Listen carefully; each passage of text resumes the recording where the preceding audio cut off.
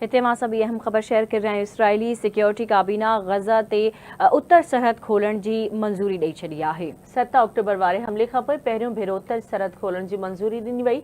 Security काबीना Israeli बंदरगाह अश्तोद खे बि इस्तेमाल करण जी मंजूरी ॾिनी आहे।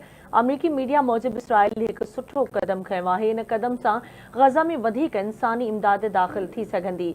ब्रेकिंग न्यूज़ नासी नवां सां शेयर कयूं पिया। इसराइली सिक्योरिटी काबीना गज़ा जी उत्तर सरहद खोलण जी मंजूरी ॾेई छॾी आहे। 7 अक्टूबर वारे हमले खां पोइ पहिरियों भेरो उत्तर सरहद खोलण जी मंजूरी ॾिनी वई।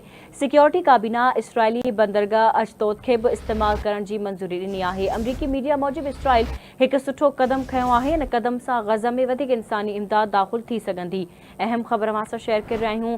इसराइली सिक्योरिटी काबीना गज़ा जे उत्तर सरहद खोलण जी मंजूरी ॾेई छॾी आहे। 7 अक्टूबर वारे हमले खां पोइ पहिरियों भेरो उत्तर सरहद खोलण जी मंजूरी ॾिनी वई।